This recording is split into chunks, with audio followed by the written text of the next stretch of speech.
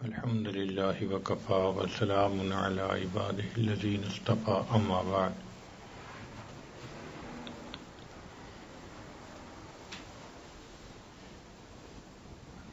انسان کی جس طرح ظاہری بیماریاں ہوتی ہیں بدن کی، اسی طرح روح کی بھی بیماریاں ہوتی ہیں۔ ظاہر کی بیماری بلڈ پریشر، ڈائبٹیز یا کارڈک بیماریاں،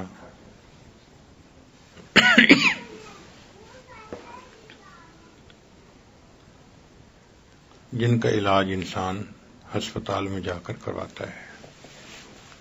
انسان کی روحانی بیماریاں شہوت، غصہ، بغض، کینہ، حسد، تکبر، عجب، یہ سب کی سب باطن کی بیماریاں ہیں۔ ان کا علاج ہاسپٹلز میں ہوتا ہے، مگر ان ہاسپٹلز کا نام خانقاہیں رکھا گیا۔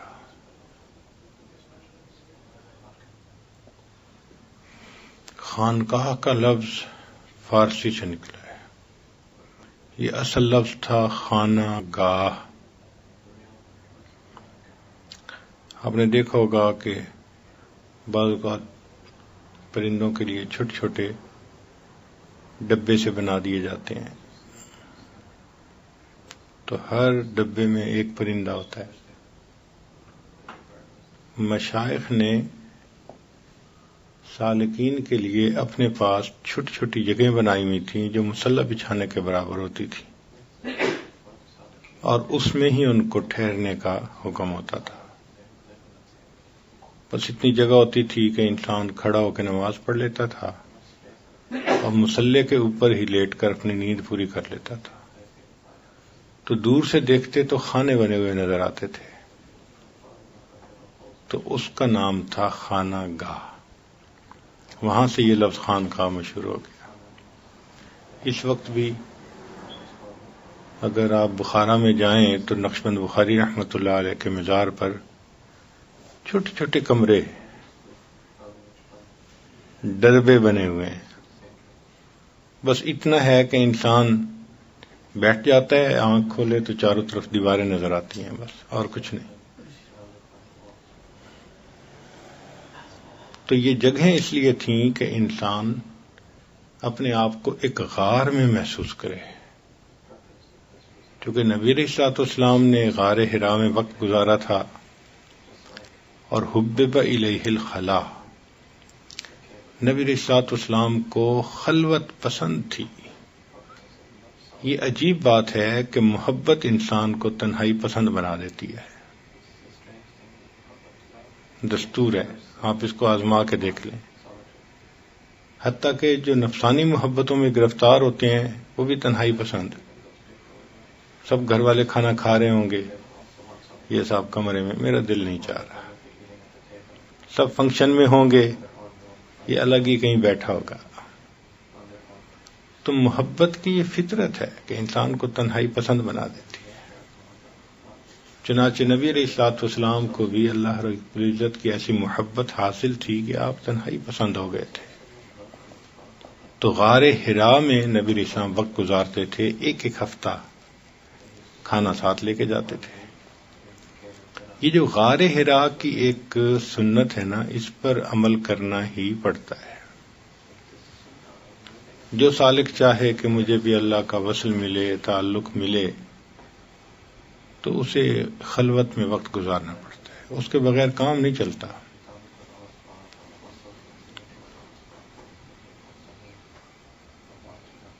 بیماری کا علاج ہوتا نہیں اس کے بغیر۔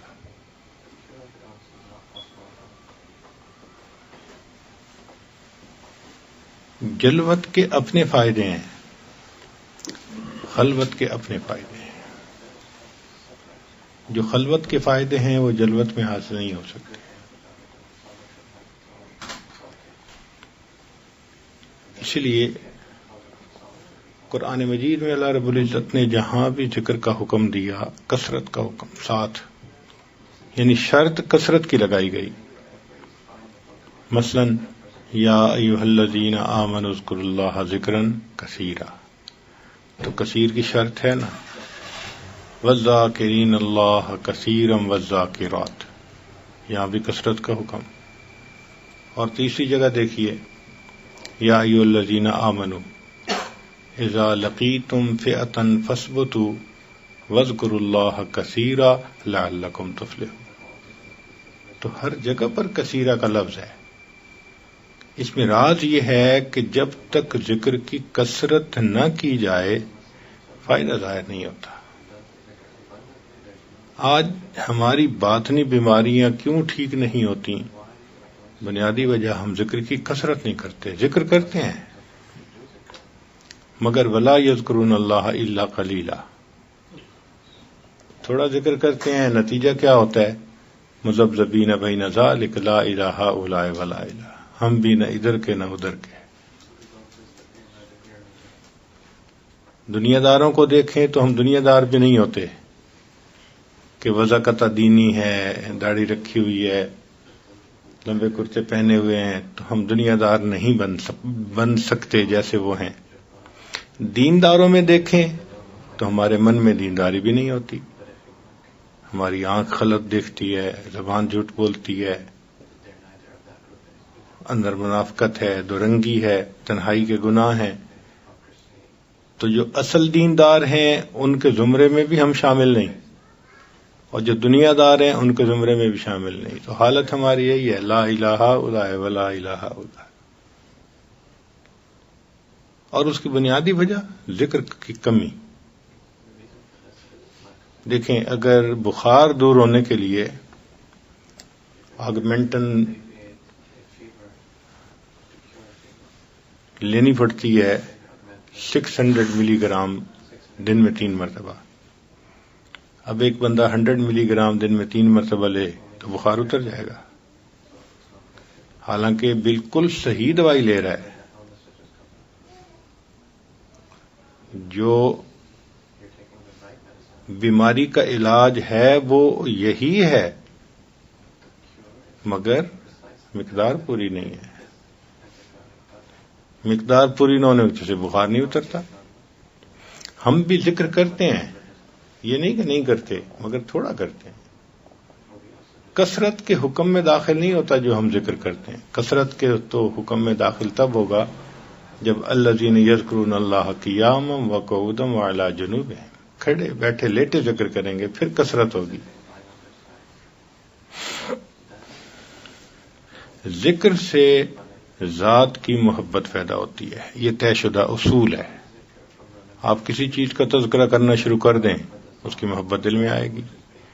کتنا حسن ہے شریعت میں کہ شریعت نے کہا کہ کوئی عورت اپنے خامن کے سامنے غیر عورت کے حسن کا تذکرہ مت کرے۔ کیوں؟ کہ تذکرے سے ہو سکتا ہے اس کے دل میں بھی کوئی تعلق آ جائے، تو منع ہی کر دیا۔ ابھی آپ کے سامنے میں اگر آئس کریم کی باتیں کرنے لگ جاؤں، ایک ونیلا فلیور ہوتی ہے، ہم نے کھائی تھی، ایک ایسی تھی، ود ان 2 منٹس آپ کا دل کہے گا ایک آئس کریم کا مل جاتا تو کتنا اچھا ہوتا۔ تو ذکر سے ذات کی محبت پیدا ہوتی ہے، جتنا تذکرہ سنیں گے اتنا زیادہ محبت ہوگی۔ تو ہمارے مشائخ نے یہی کہا کہ بھئی سالک کو ابتدا میں اللہ کا ذکر کثرت سے کرنا چاہیے، اور ہمارا ذکر ایسا بھی نہیں کہ صرف مصلی پہ بیٹھ کے کریں، یا اس ذکر کے لیے تسبیح بھی پکڑنے کی ضرورت نہیں۔ آپ دفتر میں ہیں، بزنس میں ہیں، گاڑی چلا رہے ہیں، جہاں بھی ہیں، دل کو اللہ کی طرف متوجہ رکھنا ہے تو ہمارا ذکر تو بہت آسان ہے۔ آج کل کی جو ضروریات اور تقاضے ہیں ان کے بالکل مطابق ہے، حتیٰ کہ بورڈ آف ڈائریکٹر کی میٹنگ ہو رہی ہے، ایک بندہ اس میں بیٹھا ذکر کر رہا ہے، دوسروں کو پتہ ہی نہیں کیا ہو رہا ہے کیا نہیں ہو رہا۔ میانے عاشق و معشوق رمزیست کرامن کاتبین ہم خبر نیست، پتہ ہی نہیں کسی کو چلتا، اس لیے کہ نہ تسبیح ہے، نہ مصلی ہے، نہ کوئی اور چیز ہے، نہ ہونٹ ہل رہے ہیں کہ کوئی دوسرا دیکھے کہ کچھ پڑھ رہا ہے۔ تو کیا خوبصورت ذکر ہے کہ من میں اللہ کو یاد کرنا، مگر کثرت ذکر نہ کرنے کی وجہ سے ہمارے اوپر اللہ تعالی کی محبت کی وہ کیفیت نہیں آتی جو ہمیں غیر سے بیگانہ کر دے۔ دو عالم سے کرتی ہے بیگانہ دل کو، عجب چیز ہے لذت آشنائی۔ یہ جو لذت آشنائی ہے، اس کے ملنے کی دلیل یہ کہ انسان پوری دنیا سے بیگانہ ہو جاتا ہے، اسے پرواہ نہیں ہوتی کہ کیا ہے، بس اللہ کے ساتھ ایک تعلق ہوتا ہے اس کا۔ تو ہم کثرت ذکر نہیں کرتے، یہ بنیادی کوتاہی ہے ہمارے نہ سنورنے کی۔ اور عجیب بات کہ ہم شکوے بھی کرتے ہیں، بلکہ کئی مرتبہ پوچھتے بھی ہیں کہ جی ہمارے اوپر اثر کیوں نہیں ہو رہا؟ بھئی اثر اس لیے نہیں ہو رہا کہ ہم 1 گرام کی اگر دوائی کھانی تھی صبح شام 1000 ملی گرام، تو ہم کھاتے ہی 100 گرام ہیں، کیسے بخار دور ہوگا؟ ایک بچے کو اگر دن میں 5 فیڈر دودھ چاہیے اور وہ پورے دن میں 1 فیڈر دودھ پیے تو صحت مند ہوگا یا کمزور ہوگا؟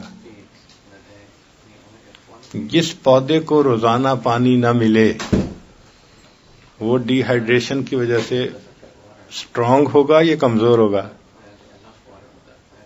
یہی ہمارا حال ہے کہ ہمیں ذکر کا پانی ملتا نہیں، روحانی طور پہ ہم ویک ہو رہے ہوتے ہیں۔ تو کثرت ذکر کی اہمیت کو سمجھنے کی ضرورت ہے کہ جب تک ہم یہ نہ کریں گے تب تک ہم اللہ تعالی کی محبت کا مزہ نہیں پائیں گے۔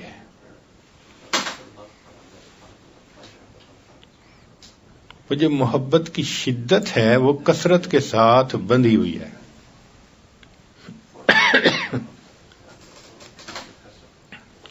ذکر کی کثرت کر لیں، محبت کی شدت ایسی ہوگی کہ آپ خود حیران ہوں گے کہ اللہ تعالی سے محبت کیسی ہو گئی۔ دل اداس ہوگا، راتوں کو خود بخود تہجد میں آنکھ کھلے گی، اٹھتے بیٹھتے انسان اللہ کو یاد کرے گا۔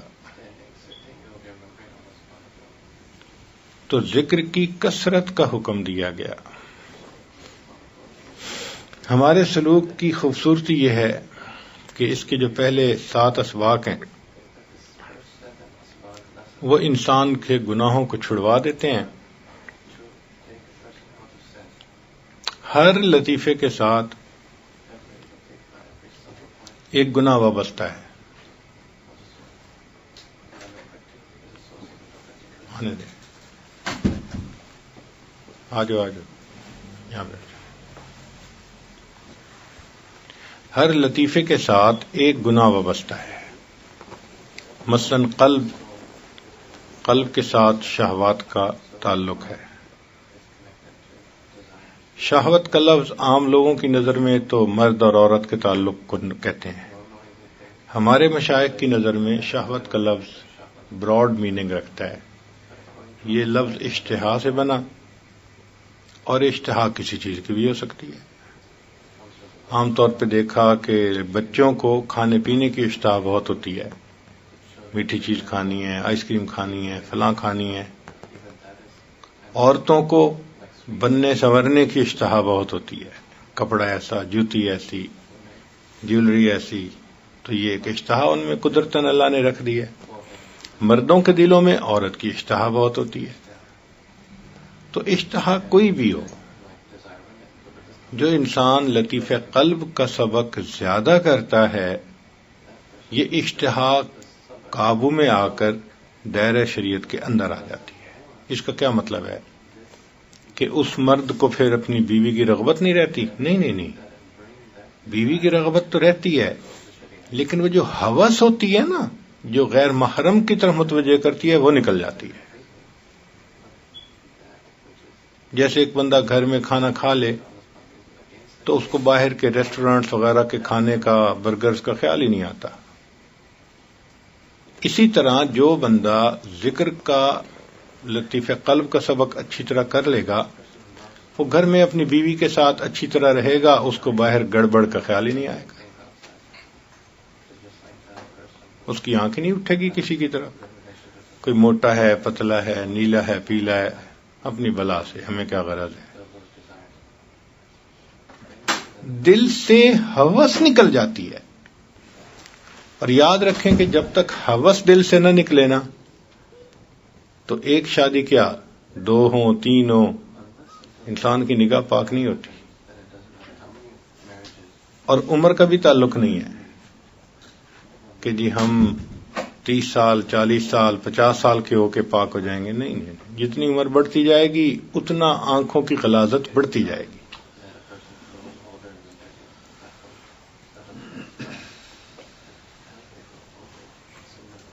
تو لطیف قلب کے ساتھ شہوات کا تعلق ہے، جتنا زیادہ ذکر کریں گے اتنا زیادہ یہ چیز دائرہ شریعت کے اندر آ جائے گی۔ اس کا مطلب نہیں ہے کہ پھر عورت صاف ستھرے کپڑے نہیں پہنے گی، گندی میلی کچیلی رہے گی، نہ نہ نہ، وہ کپڑے پہنے گی، صاف ستھرے پہنے گی، خوبصورت پہنے گی، مگر اس کے دل میں یہ حسرت نہیں ہوگی کہ مجھے غیر مرد دیکھیں، میری تعریف کریں، نا، اس کے پہننے کا مقصد فقط اپنے خامند کو خوش رکھنا۔ تو یہ نہیں ہے کہ بھائی جب لطیف قلب کا سبق کریں گے تو یہ چیزیں بالکل ہی ختم ہو جائیں گی، ایسا نہیں ہوتا، بلکہ یہ چیزیں دائرہ شریعت میں سمٹ جاتی ہیں۔ پھر اس کا مطلب یہ نہیں کہ پھر اچھے کھانے اچھے ہی نہیں لگتے، نہیں، اچھے لگتے ہیں، مگر اچھے کھانوں کا لالچ دل میں نہیں رہتا۔ آگے ہو جائیے۔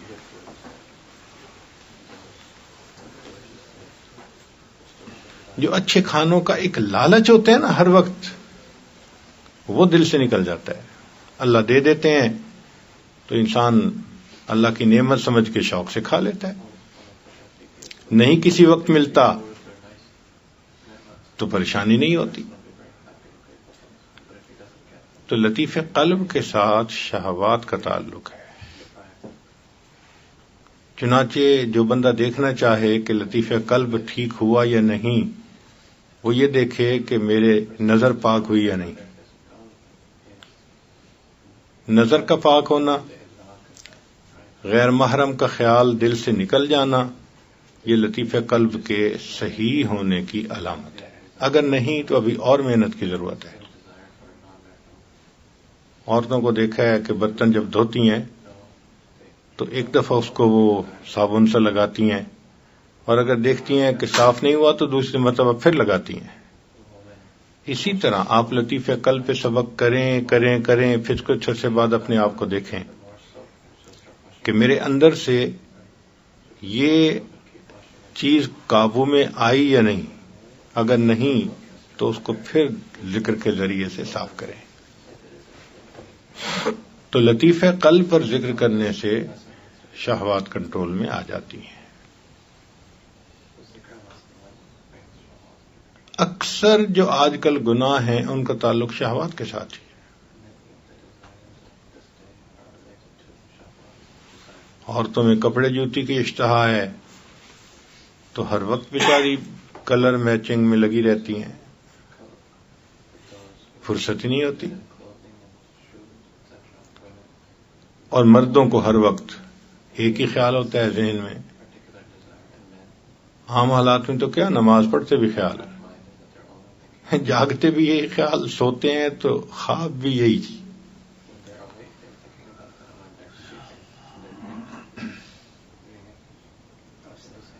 ہند کے شاعر و صورت گرو افسانہ نویس، آہ بیچاروں کے اعصاب پہ عورت ہے سوار۔ تو اعصاب پہ عورت سوار ہوتی ہے ہر وقت، کیا مصیبت ہے بھائی؟ بھوک لگی، کھانا کھا لیا، اب اور کام کرو۔ ضرورت تھی، گھر میں بیوی ہے، پوری ہو گئی، اب اللہ کے دین کا کام میں لگے بندہ۔ یہ تھوڑا ہے کہ 24 گھنٹے اسی کام میں لگا دینے ہوتے ہیں۔ تو محنت نہ کرنے کی وجہ سے سوچ پاک ہی نہیں ہوتی، ناپاک رہتی ہے۔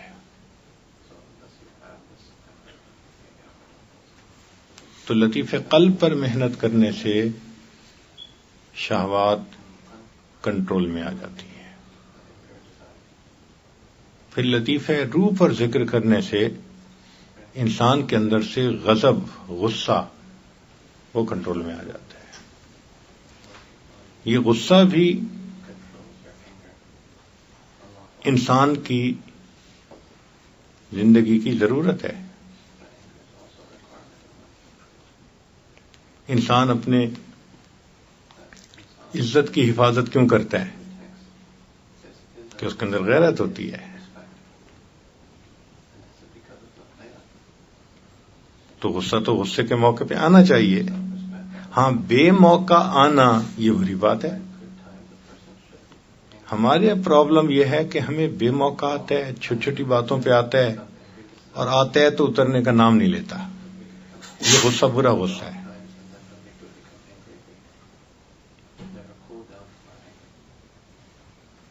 چنانچہ آپ دیکھیں گے کہ شریعت نے حکم دیا کہ گھر میں ہنسی خوشی رہو، تو اکثر نوجوانوں کو گھر میں غصہ زیادہ آئے گا۔ شیطان بدبخت کو پتہ ہے نا کہ گھر میں محبت پیار سے دیکھ لیا تو گناہ بخشے جائیں گے۔ گھر کہتے ہیں حضرت صاحب دوستوں میں تو میں بڑا اچھی طرح رہتا ہوں، پتہ نہیں گھر آتا ہوں تو غصہ چڑھ جاتا ہے۔ بھئی شیطان بدبخت کو پتہ ہے کہ اس کی بخشش کہاں ہونی ہے، غصہ چڑھا دیتا ہے، سیدھے منہ بات ہی نہیں کرتے۔ تو یہ غصہ نقصان دہ ہے، یہ آگ ہے، اس سے نجات پانے کی ضرورت ہے۔ اس لیے فرمایا کہ پہلوان کون ہے؟ عرض کیا جو لوگوں کو پچھاڑ دے۔ فرمایا نہیں، جو اپنے غصے پہ قابو پا لے وہ پہلوان ہے۔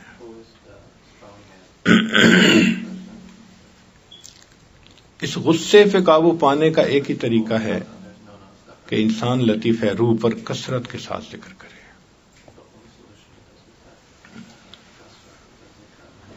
ایک عالم ماشاءاللہ بڑی کتابیں پڑھاتے تھے، اپنا واقعہ خود سنانے لگے کہ میں بھی اپنے غصے سے تنگ تھا، اور طلباء بھی مجھے جلالی کہتے تھے۔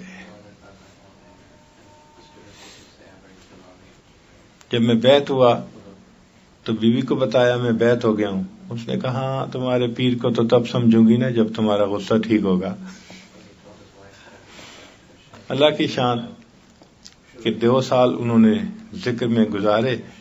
2 سال کے بعد پھر ایک دفعہ بیوی نے کہا کہ بھئی اب پیر صاحب کو گھر آنے کی دعوت دینا، ہم ان کا کھانا بھی بنائیں گے اور پھر اس کے بعد میں بیعت بھی ہو جاؤں گی، اب تمہارا غصہ واقعی ختم ہو گیا ہے۔ تو پریکٹیکلی انسان کی طبیعت میں فرق پڑتا ہے۔ ہم نے 1-2 نہیں، سینکڑوں نہیں، ہزاروں کا تجربہ کیا۔ یہ پیٹنٹ چیزیں ہیں۔ تو جس بندے کا غصہ کنٹرول میں نہ ہوتا ہو وہ لطیف روح کا سبق کرے تاکہ غصے سے نجات ہو جائے۔ اکثر الٹے کام غصے میں ہوتے ہیں۔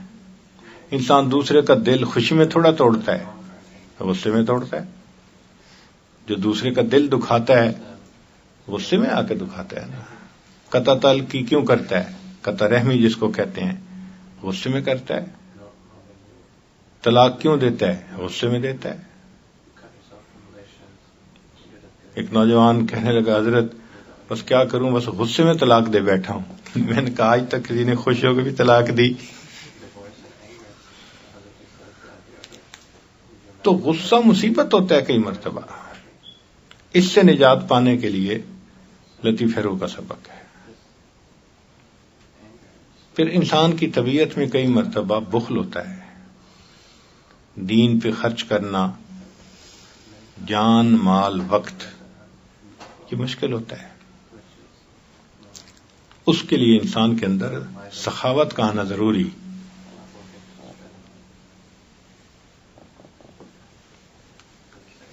تو لطیفہ سر کے تو لطیفہ سر کے اوپر ذکر کرنے سے انسان کے اندر سے بخل ختم ہو جاتا ہے.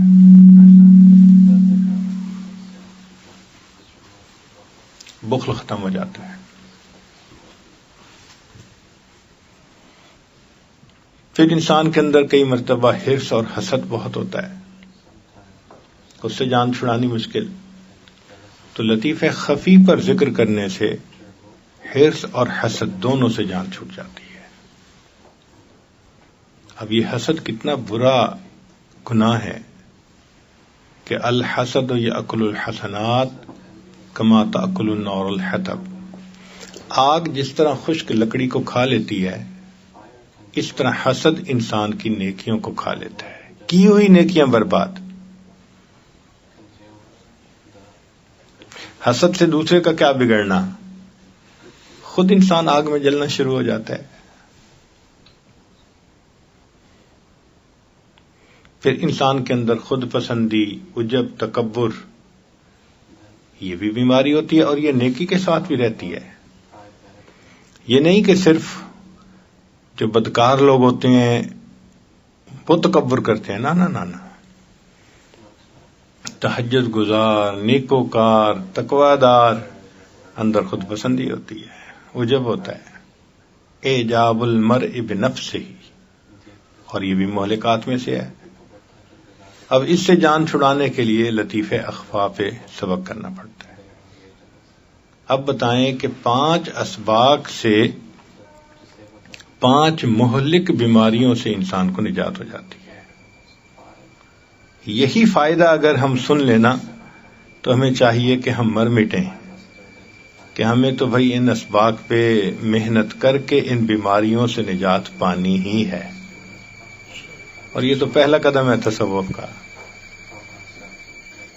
تو 5 اسباق سے 5 بیماریوں کا علاج ہو جاتا ہے. قلب سے شہوت کا علاج، لطیفہ روح سے غصے کا، لطیفہ سر سے بخل کا، لطیفہ خفی سے حرص و حسد کا، اور لطیفہ اخفا سے عجب اور تکبر خود پسندی کا. اب جب یہ بیماریاں نکل گئیں تو آپ دیکھیں گے کہ ایسے بندے کی یہ پہچان کہ اس کی زندگی دائرہ شریعت کے اندر آ جاتی ہے، فتوے کے اندر آ جاتی ہے. وہ پھر کوئی کام ایسا نہیں کرتا جو خلاف شرع ہو، کیونکہ خلاف شرع تو کرتا ہے یا شہوت کی وجہ سے، یا غصے کی وجہ سے، یا حسد حرص کی وجہ سے. وہ چیزیں تو نکل گئیں. تو ان لطائف کے اسباق کا فائدہ یہ کہ جو انسان پہلے جانور کی طرح جہاں چاہتا تھا چرتا تھا، اب وہ اپنے کھیت میں آ جاتا ہے، اب وہ شریعت کے اندر آ جاتا ہے. اس کی زندگی دائرہ شریعت کے اندر آ جاتی ہے، فتوے کی زندگی اس کو نصیب ہو جاتی ہے، حرام زندگی سے نکل جاتا ہے. اور اگر کوئی محسوس کرے کہ حرام نہیں زندگی سے نکل رہا، اس کو پھر اس سبق پہ محنت کرنی چاہیے.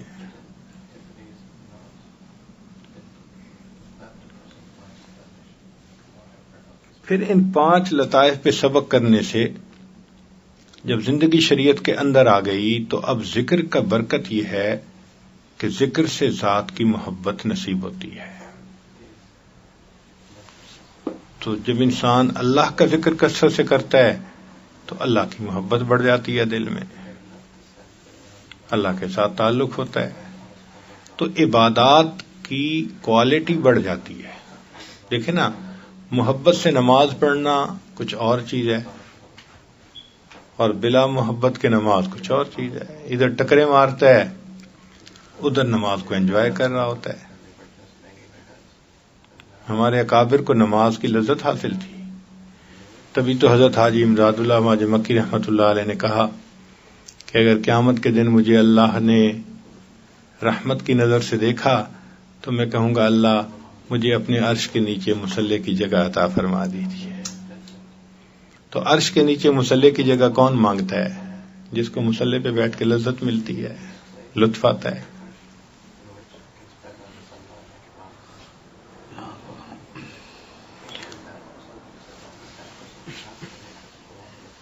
تو 5 اسباق کے کرنے سے 5 بیماریاں ختم ہو جاتی ہیں.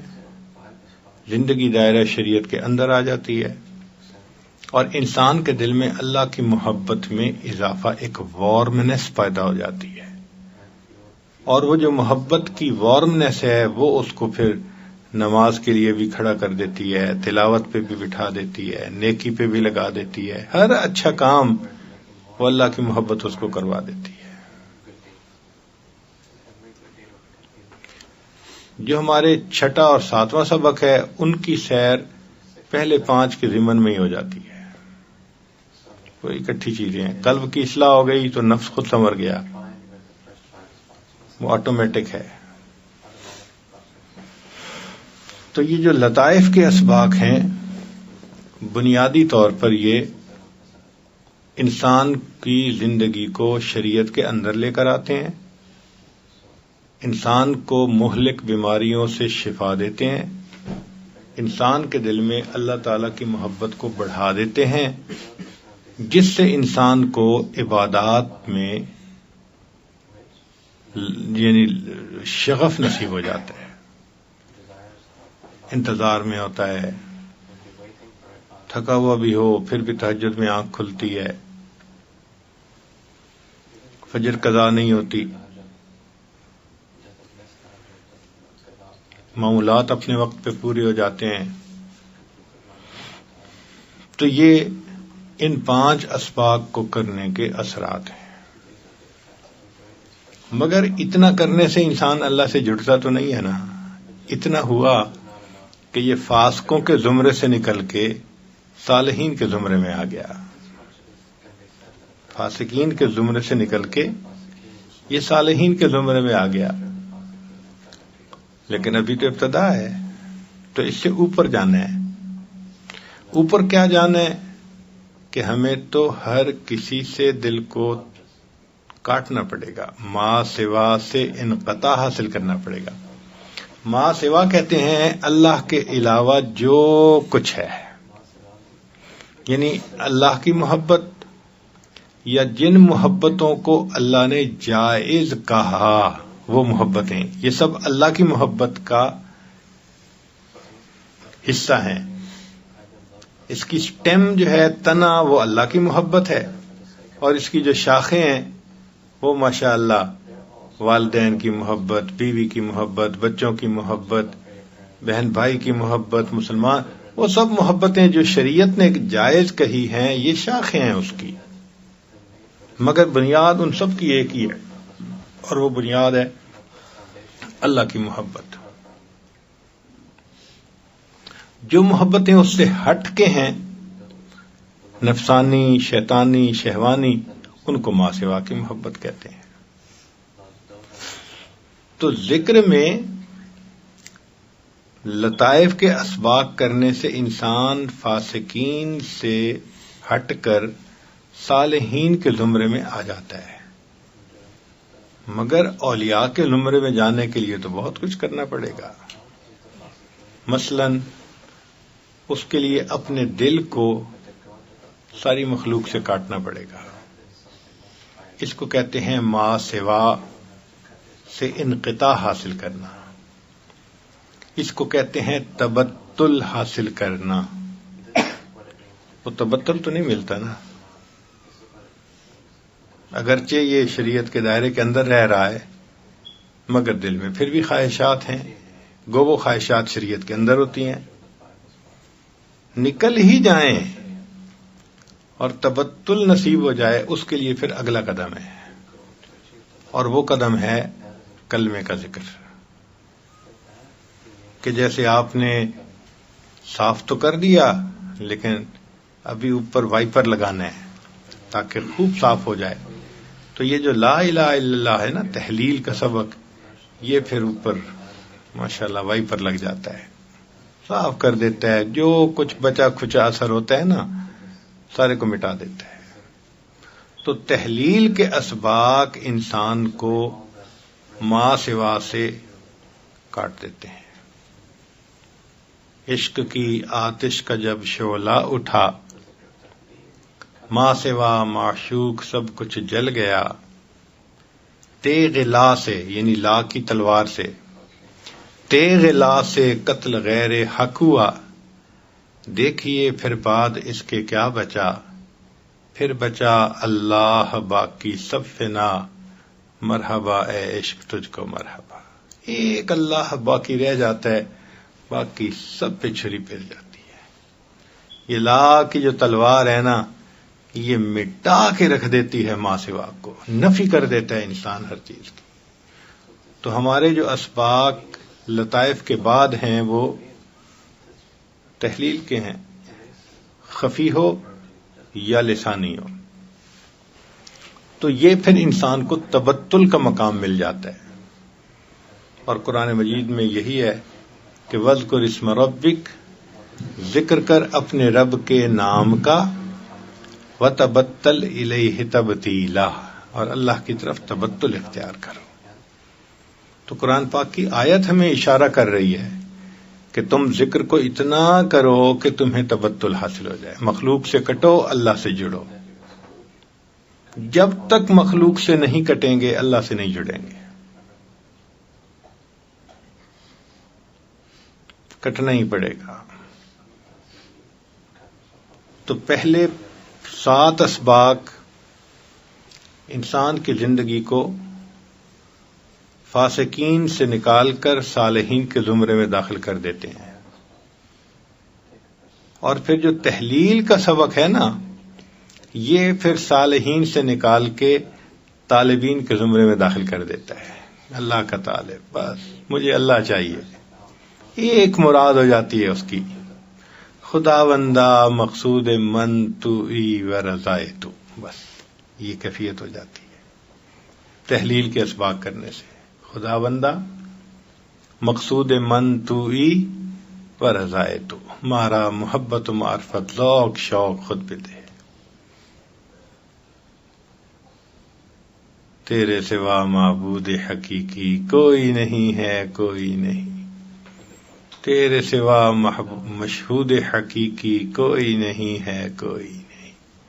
بس ایک اللہ ہی محبوب بن جاتا ہے، مقصود بن جاتا ہے، مشہود بن جاتا ہے، بس اللہ ہی پر نظریں جم جاتی ہیں بندے کی۔ یہ تحلیل کے اسباق کی علامت ہے۔ نہ غرض کسی سے نہ واسطہ، مجھے کام اپنے ہی کام سے، نہ غرض کسی سے نہ واسطہ، مجھے کام اپنے ہی کام سے، تیرے ذکر سے، تیری فکر سے، تیری یاد سے، تیرے نام سے۔ زندگی ایسی ہو جاتی ہے، بس اللہ کی یاد میں انسان لگا رہتا ہے۔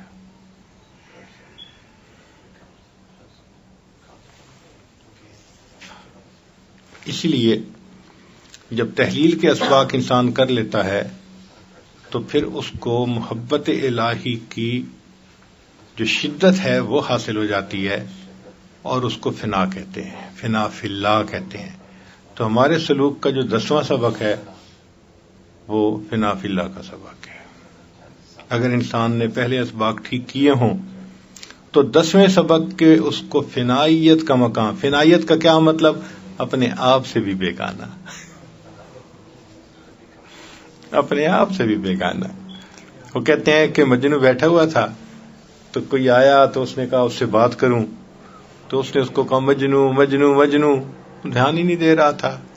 اس کے ذہن میں خیال آیا، اس نے کہا اچھا اب بولے گا، قریب ہو کے کہتا ہے لیلا لیلا، تو مجنو نے آنکھیں کھولی فوراً۔ تو انسان کا یہ حال ہو جاتا ہے کہ ایسی لیلا کی محبت آ جاتی ہے کہ انسان اپنے آپ سے بھی بیگانہ۔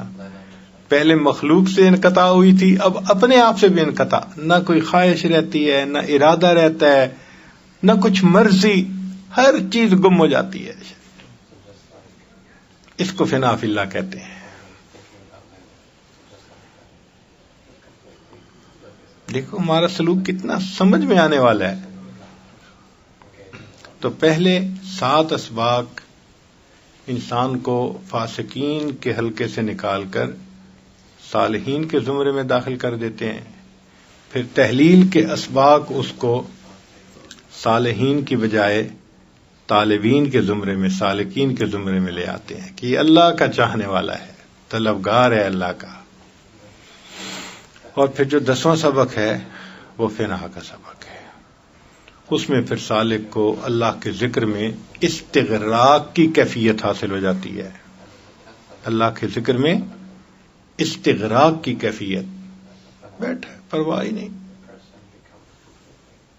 گھنٹہ بیٹھے پرواہ نہیں ہوتی، 2 گھنٹے بیٹھے احساس نہیں ہوتا. اللہ کی یاد میں ڈوبا ہوا ہوتا ہے، وقت ڈھونڈتا ہے، موقع تلاش کرتا ہے.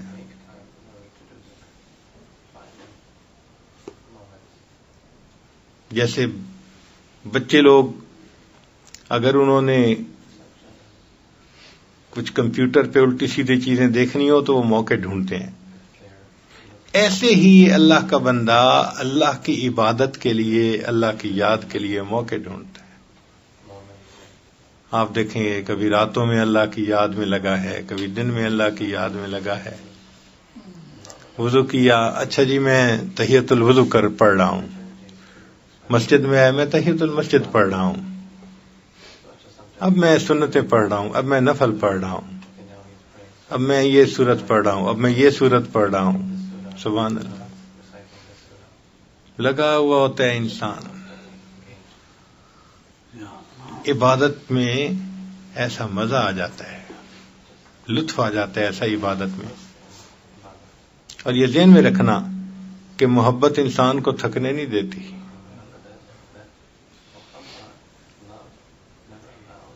محبت انسان کو تھکنے نہیں دیتی.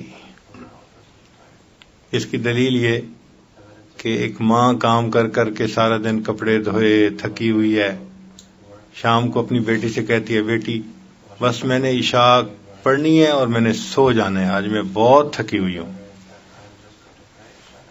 اب اس نے عشاء پڑھی اور پڑھنے کے بعد بستر پہ لیٹنے کے لیے گئی، اور ادھر سے جو بیٹا سعودی عرب جاب کے لیے گیا ہوا تھا وہ اچانک گھر آ گیا.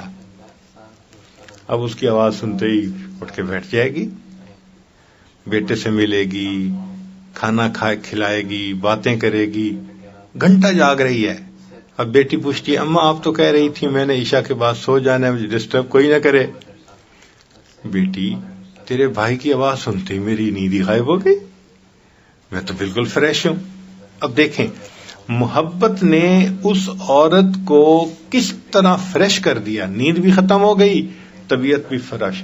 اسی طرح ہمارے اکابر سارے دن کے تھکے ہوئے ہوتے تھے، عشاء کے بعد مصلی پہ آتے تھے، فریش ہو جاتے تھے.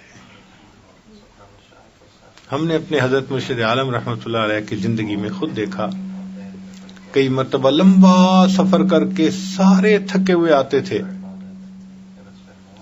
اور آ کے بیٹھتے تھے تو حضرت کسی قاری صاحب کو کہہ دیتے قرآن سناؤ، اور وہ قاری صاحب جو ایک رکوع پڑھتے تھے تو حضرت کی طبیعت اتنی فریش، ہم کہتے تھے یہ رات کے 2:30 بجے ہیں یا دن کے 2:30 بجے ہوئے ہیں. حضرت فرماتے تھے میرے لیے اب دن اور رات کا فرق ختم ہو گیا ہے. ایسے فریش ہو جاتے تھے. پریکٹیکلی ہم نے دیکھا ہے، قرآن سن کے ایسے فریش ہوتے تھے. ہمارے اکابر رات کے اندھیرے کے اس طرح منتظر ہوتے تھے جیسے دلہا اپنی دلہن سے ملاقات کے لیے رات کا منتظر ہوتا ہے. فریش ہو جاتے تھے مصلی پہ آ کے.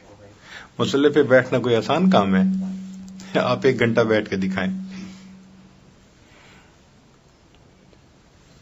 مصلی اچھال دیتا ہے بندے کو، بھگا دیتا ہے، اٹھ کے بھاگتا ہے بندہ.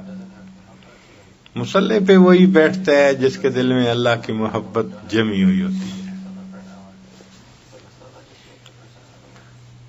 تو ہمارے جو 10 سبق ہیں آج کی مجلس میں، انہی کے بارے میں اجمالاً کچھ بتانا تھا. باقی کل کی رات کی مجلس میں انشاءاللہ عرض کریں گے کہ پہلے 5-7 اسباق جو ہیں ان سے انسان کے اندر سے مہلک بیماریاں ختم ہو جاتی ہیں. نمبر 1، زندگی شریعت کے دائرے کے اندر آ جاتی ہے. نافرمانوں کے زمرے سے نام نکل کے فرمانبرداروں میں آ جاتا ہے. اور پھر جو اس کے اوپر کے 2 اسباق ہیں وہ انسان کے دل سے باقی تمام تعلقات کو بھی ختم کر دیتے ہیں، اس کو ایک اللہ کا طلبگار بنا دیتے ہیں، بس اللہ کی طلب رہ جاتی ہے۔ پھر جو 10واں سبق ہے اس کو فنا کا سبق کہا گیا۔ اس کا سبق کرنے سے انسان کو اللہ تعالی کی محبت میں ایسا مقام ملتا ہے کہ استغراق کی کیفیت ہوتی ہے، اپنا بھی ہوش ختم ہو جاتا ہے۔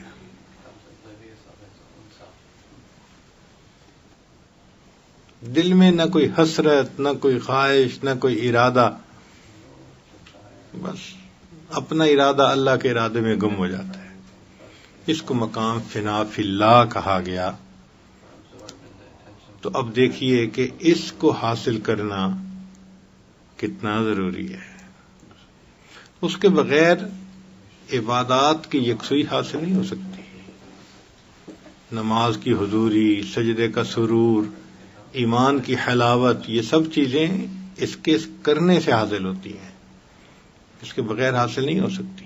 اب ہم زندگی کے 60 سال گزرنے کو آ گئے نمازیں پڑھتے ہوئے، تو 60 سال میں نمازوں میں کیا ہم نے جو ہے نا وہ تبدیلی دیکھی؟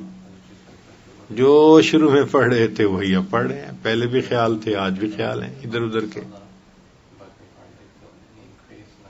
نماز میں کھڑے ہوتے ہیں تو رکعت کا پتہ نہیں ہوتا، نماز میں کھڑے ہوتے ہیں تو ماشاءاللہ گلی کوچہ بازار میں پھر رہے ہوتے ہیں۔ تو اس لیے ذکر کے ان اسباق کو کر کے ہم اپنے آپ کو ایک بہتر انسان بنانے کی کوشش کریں، ایک بہتر بندہ بنانے کی کوشش کریں۔ اور یہ جیسے مردوں کے لیے ہیں ایسے ہی عورتوں کے لیے بھی ہیں۔ مرد جس طرح ان مہلک بیماریوں سے نجات پانے کے ضرورت مند ہیں، عورتیں بھی ان مہلک بیماریوں سے نجات پانے کی ضرورت مند ہیں۔ ان کو بھی اللہ کی محبت چاہیے جو غیر سے بیگانہ کر دے، ان کو بھی اللہ تعالیٰ کی وہ محبت چاہیے جو ان کو نماز کی حلاوت دے دے، قرآن کی لذت دے دے، ان کو بھی اس کی ضرورت ہے۔ تو اس لیے پہلے 10 اسباق انسان کو مقام فنا تک پہنچاتے ہیں، ان اسباق کو کرنا ضروری ہے۔ ان اسباق کا علم ہونے سے کیفیتیں حاصل نہیں ہوں گی، ان اسباق کا علم ہو جانے سے کیفیت حاصل نہیں ہوگی۔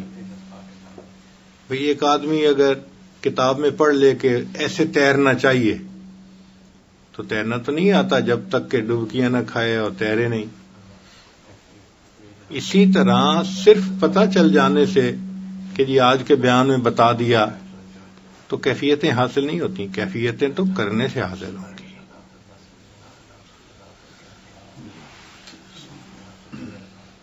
تو ان اسباق کو آپ کریں گے، پھر انشاءاللہ اس کے اثرات آنکھوں سے دیکھیں گے۔ تو اکثر دوستوں کے ذہن میں یہ سوال ہوتا ہے، بیت ہوئے ہمیں 2 سال ہو گئے، 1 سال ہو گیا، 3 سال ہو گئے، 5 سال ہو گئے، وہ جی اثرات نہیں ہوتے۔ بھئی بیت ہوئے تو اتنے سال ہو گئے، مگر بیت ہونے کے بعد جو دوائی بتائی تھی کہ استعمال کرنا وہ تو کی نہیں، تو فائدہ تو نہیں اٹھایا۔ دنیا کے سب سے بہترین ہارٹ اسپیشلسٹ سے کوئی نسخہ لکھوائے اور دوائی استعمال نہ کرے تو اس کو فائدہ ہو جائے گا؟ فائدہ تو نہیں ہوگا نا بھائی، فائدہ تو کھانے سے ہونا ہے۔ اسی طرح ذکر و سلوک میں فائدہ تو ان اسباق کے کرنے سے ہونا ہے، اور کرتے ہیں نہیں۔ تو لب لباب یہ نکلا کہ ہماری ساری کمزوریوں کی بنیادی وجہ کثرت سے ذکر نہ کرنا ہے۔ ایک دفعہ ذکر کثرت سے کرنا شروع کر دیں، پھر دیکھیں ایسی اللہ کی محبت دل میں آئے گی، آپ خود محسوس کریں گے کہ اب میں ایک بدلا ہوا انسان ہوں۔ اللہ کی محبت چھپی نہیں رہتی، جس طرح مشک چھپا نہیں رہتا، عشق بھی چھپا نہیں رہتا۔ عشق اور مشک دونوں اظہار مانگتے ہیں۔ آپ دیکھ لیں محفل میں 1-2 دن ساتھ رہو تو کسی بندے کے فون آنے سے، فون کرنے سے، فون پڑھنے سے، اس کے اٹھنے بیٹھنے سے پتہ چل جائے گا بیچارہ پھنسا ہوا ہے کہیں.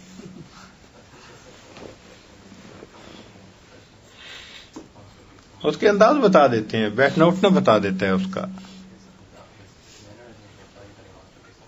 تو محبت چیز ایسی ہے کہ وہ چھپی نہیں رہتی، پتہ چل جاتا ہے. اللہ تعالیٰ کی محبت بھی ایسی ہی چیز ہے کہ وہ چھپی نہیں رہتی، وہ پتہ چل جاتا ہے کہ کس کو کتنی محبت ہے. چنانچہ لٹمس ٹیسٹ اگر دیکھنا ہو نا تو اللہ تعالیٰ کی محبت کا لٹمس ٹیسٹ قرآن کی تلاوت، قرآن سے محبت، اور نبی علیہ الصلوۃ والسلام سے محبت، اس کا لٹمس ٹیسٹ سنت کے ساتھ محبت.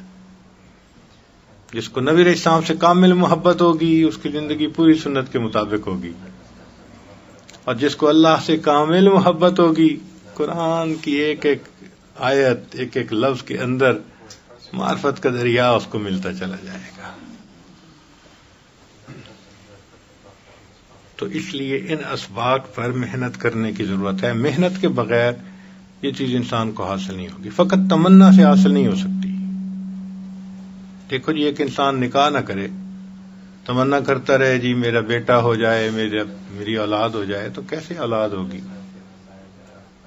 اسی طرح ہم تمنا کرتے رہیں جی کہ ہمارے اندر جی وہ مقام احسان والی کیفیت آ جائے، اور ہم ذکر اذکار کریں نہیں، تو کیسے آئے گی مقام احسان والی کیفیت؟ تو بس یہ ذہن میں رکھ لیجئے کہ آج کے بعد ذکر کو کثرت سے کرنا ہے. اچھا، ذکر کو کثرت سے کرنے کا مطلب بسا اوقات یہ لے لیتے ہیں کہ جی ہم تو مصروف ہیں، ہم تو نہیں 2-3 گھنٹے بیٹھ کے مراقبہ کر سکتے. بھئی 2-3 گھنٹے بیٹھ کے مراقبہ کرنا ہر بندے کے لیے کہاں ضروری ہے؟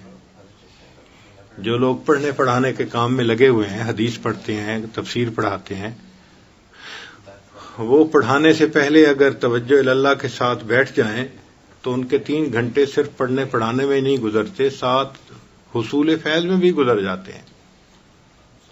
تو جو ذکر میں ان کو نعمت ملنی تھی وہ علم میں بھی مل جاتی ہے. یہ علم رکاوٹ نہیں ہے.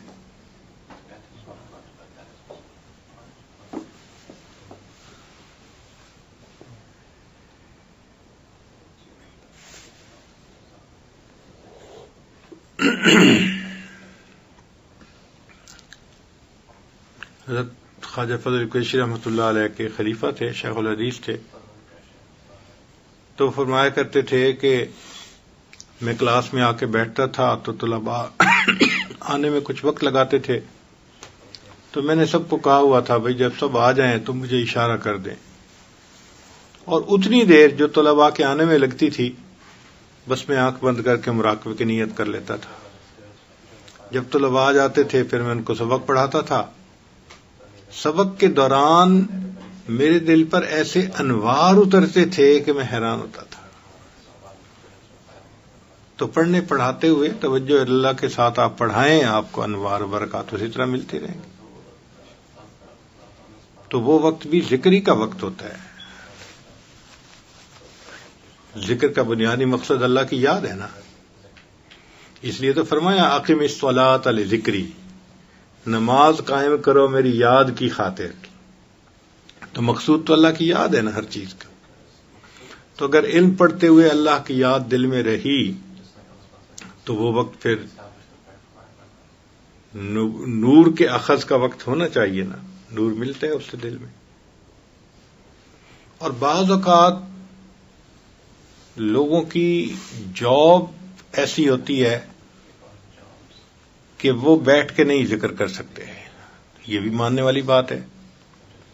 تو بھائی اس ایسے لوگ جو بیٹھ کے نہیں کر سکتے تو وہ وقوف قلبی کا خیال رکھیں. وقوف قلبی تو ہر وقت رکھ سکتے ہیں نا، لیٹے بیٹھے چلتے پھرتے. اچھا، کچھ لوگ سوال پوچھتے ہیں وہ جی ہم تو عمر کی وجہ سے بیٹھ کے ذکر کر ہی نہیں سکتے. بھائی عمر کی وجہ سے مصلی پہ نہیں بیٹھ سکتے تو آپ کرسی پہ تو بیٹھ سکتے ہیں، صوفے پہ تو بیٹھ سکتے ہیں، بیڈ پہ تو بیٹھ سکتے ہیں. آپ اگر چوکڑی مار کے نہیں بیٹھ سکتے تو آپ ٹانگیں لمبی کر کے بیٹھ سکتے ہیں. جس پوزیشن میں بھی بیٹھیں مراقبے کا مقصد اللہ کی طرف دھیان کا ہونا.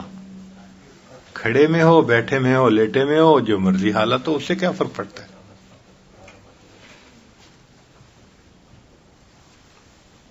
اچھا، کچھ لوگ کہتے ہیں اب بوڑھے ہو گئے ہیں، کمزور ہیں جی، مراقبہ نہیں کر سکتے. بھائی بوڑھے ہو گئے ہیں، کمزور ہیں، اب تو کسی اور کام کے نہیں رہے، تو اب تو ذکر کا بہترین وقت ہے.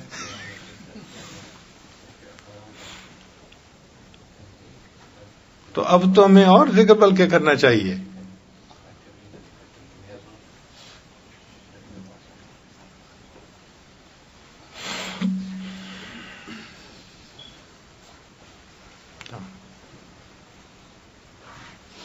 تو بوڑھوں کے پاس تو فرصت ہی فرصت ہوتی ہے. بوڑھی عورت ہو یا بوڑھا مرد ہو، تو بجائے اس کے کہ وہ دنیا کی باتیں بیٹھ کر سوچیں، وہ اللہ کی طرف دھیان رکھیں.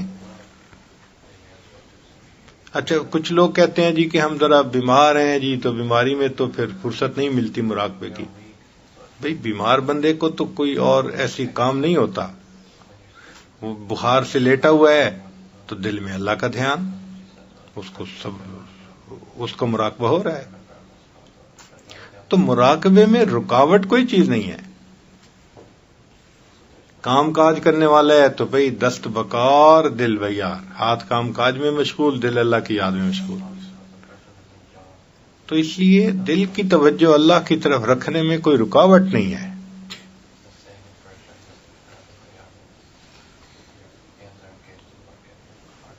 تو کثرت ذکر جو ہے اس کو کیجئے، اس کی برکتیں دیکھیے. آپ اپنے معمول جو ہیں وہی رکھیں، مگر دل کی توجہ اللہ کی طرف.